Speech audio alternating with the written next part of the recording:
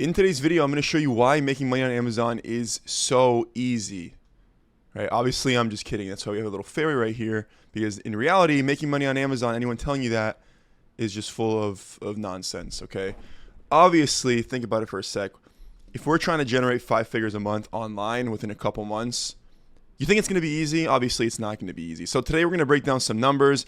I'm also going to show you some different ways you can probably go out and start looking for products if you're new and if you have less money to start with.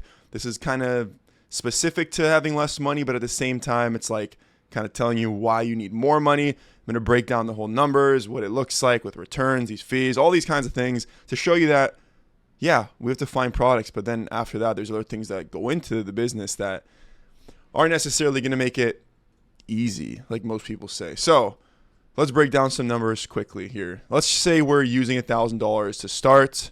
Okay, and let's just say we buy products at a 50% ROI.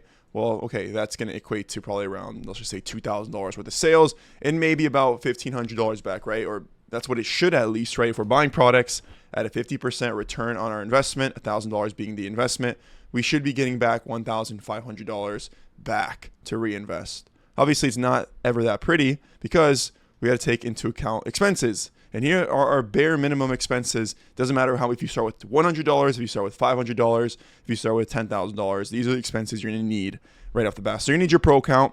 Okay, you're going to need SellerAmp, you're going to need Keepa, and then you're going to need supplies. You got boxes, tape, labels, printer, poly bags, whatever. All those things. Bare minimum, you're looking at probably about $124. You're looking at about $40, like 20-ish, 20-ish. And then the rest of it's probably going to some of those supplies. Now, this obviously is going to scale up a bit as you're sending in more inventory. You need more supplies, but let's just use that as our bare minimum amount of money to invest. So let's just say you're using $1,000. Well, now you're already out $124. And this doesn't seem like a lot, but when you look back at the fact of like your ROI, it's like, are we even going to make $124 with that amount of money that we invested to cover the expenses? Obviously, because this is going to be, you got to cover that. Otherwise, you're running a nonprofit at the end of the day. So now, real quick, our output turns from $1,000, and this is banking on the fact of, okay, we're not even investing $1,000 anymore because now we have these expenses here.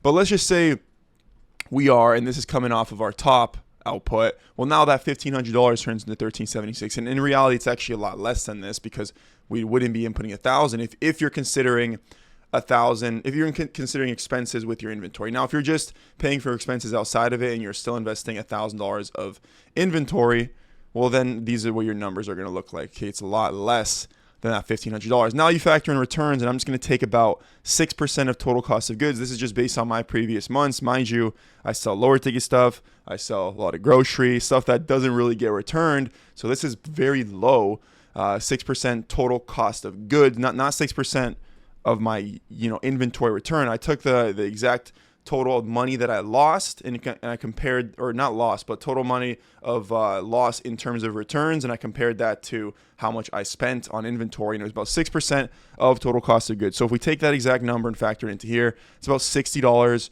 out of the $1,000 we spend on inventory, and now we're down to $1,316. Now the craziest thing to all this and this number and how it's shrunk so much is the fact that these numbers are just based on if you can buy products at a 50% return on investment, and assuming that everything is selling through with zero issues.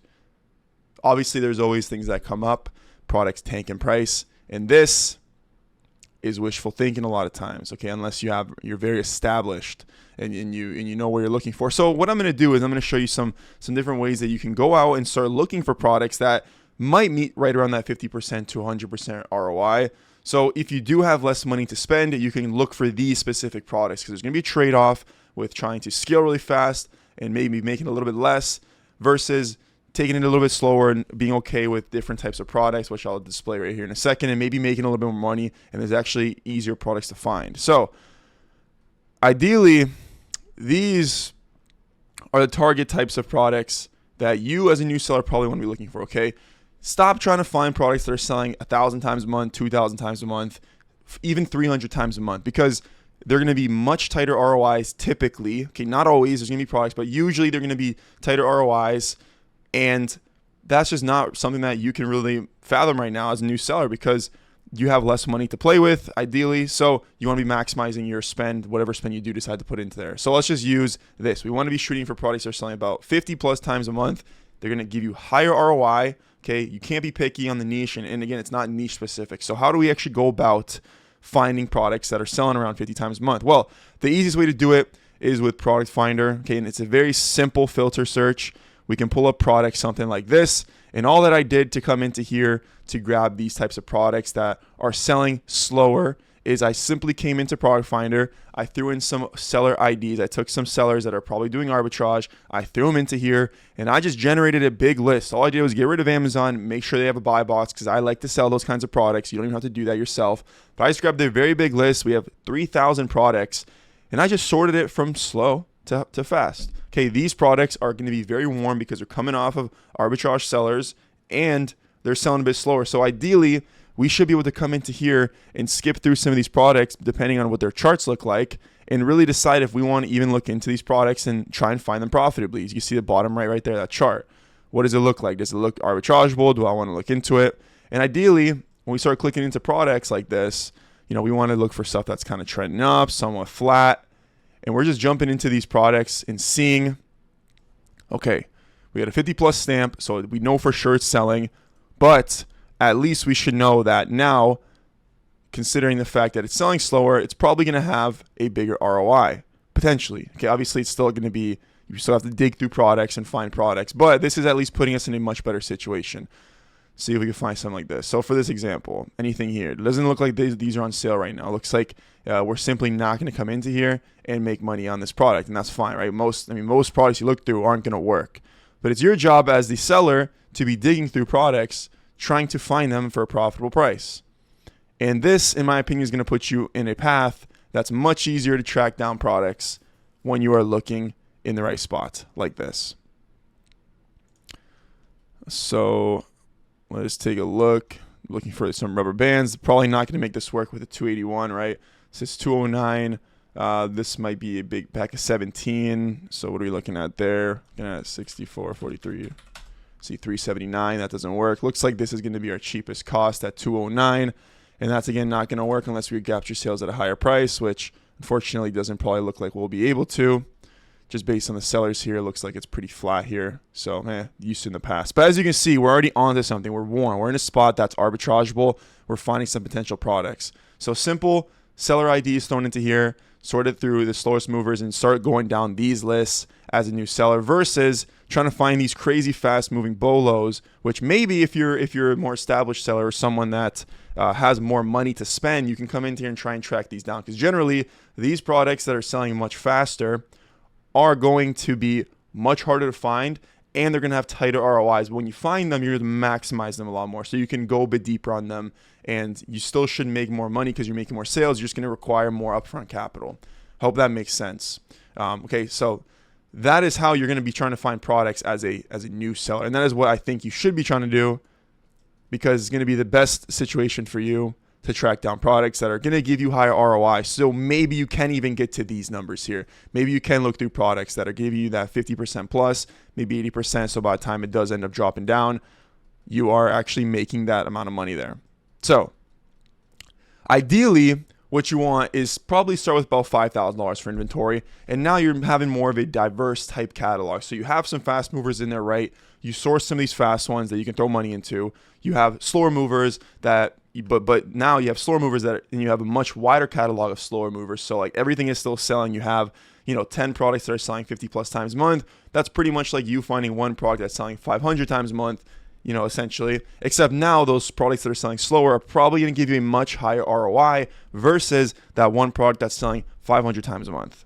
Because more people are trying to hover to that one 500 product, and no one really has, most people at least don't have like that more long-term and realizing the bigger picture here. They're looking for home run products. I made plenty of videos on this in the past. Like, we don't need home run products. We need a lot of average products. That'll take you to 10K way faster than relying on one or a couple home run products. And once you establish that with that wider catalog, you have so much more cushion because, again, products go away, they come and go, they fluctuate, but it doesn't matter because you have so many products that you can sell through. This is your ideal situation. Fast movers, tighter ROI, more volume. Slow movers, high ROI, less volume. So once you do that, you want to build out a VA system, and now you're looking at this, right? You're using reverse sourcing, keyword product finder like we just did. You're throwing products into your product, in your base. You have your VA sourcing your products, and then over the course of a couple months, you have all these products that are slowly resurfacing, and then here you have your big bulk of catalog. Maybe you have 50 products, 100 products that you're consistently selling.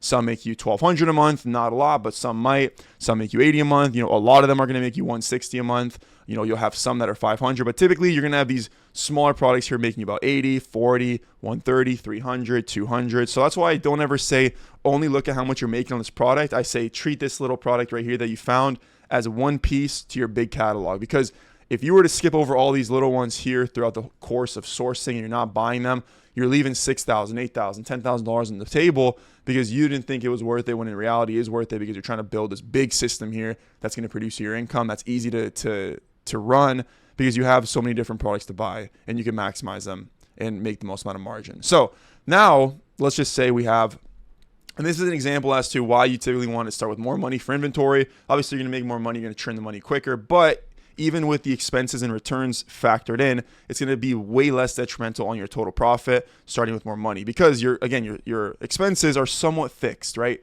Your softwares aren't going to go up in price. Maybe like your repricer when you get that, or is going to go up in price as you scale past 50K. Seller board is going to cost a bit more as you do more units, but it's pretty much a fixed cost, and you're making much more money by then anyways to cover those. The only thing that really goes up is your supplies. It's a slight increase, right? More poly bags, more labels, those kinds of things. So let's just say it's cost us about $200. Let's actually say $300 because for the sake of introducing a repricer like Aura. And then again, our return's about 6% of our spend. So it's going to run us right around $600. Okay, so once we factor these numbers into this, now our real output is $14,200, which, yes, it's less, it's $800 less. And the other one originally was only, I think, like $200 less, but based on our spend here, we're only getting a 6% drop with starting with 10K versus a 13% drop starting with up here $1,000. So like with less money, those expenses are much more detrimental on your overall business versus starting with more money. So ideally, you want to learn the market, find some products slowly, introduce them, and then as soon as you get the proof of concept, it's time to scale, spend more money, take out, do business credit only if you know exactly what you're doing and you're confident in your buys, you know how to analyze charts. Okay, if you want to learn how to analyze charts, I have some videos linked below that take you over product analysis.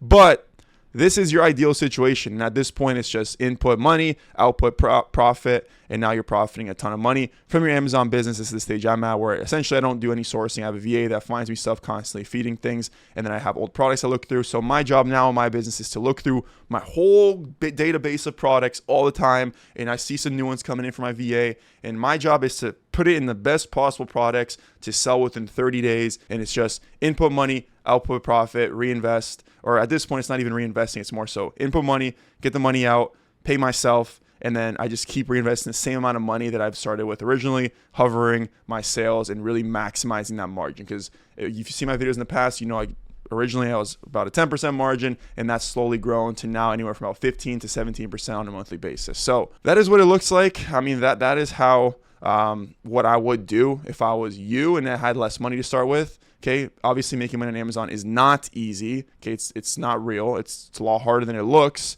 but it is a pretty simple concept. And if you want to get into online business, it is the easiest online business. But no online business is easy. None of them are going to be easy.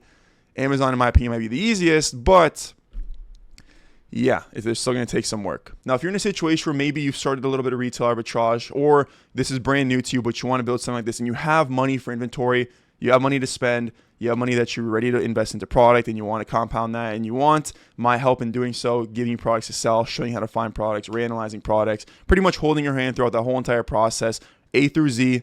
There's a link down below, booking a call with us. I'm going to give you a demo of how I can help. And if I feel like I can help you out and it's something that aligns with both of us, then we can get started as early as this week. I've helped at least 20 students by now go from 0 to 20K months in under 4 months, so I know for sure I can help you out as well. Anyways, I'll link some videos down below with product analysis. And if you guys want to see anything next week, drop any video suggestions in the comments down below and I'll be sure to make one of those. But that's about it. Bye.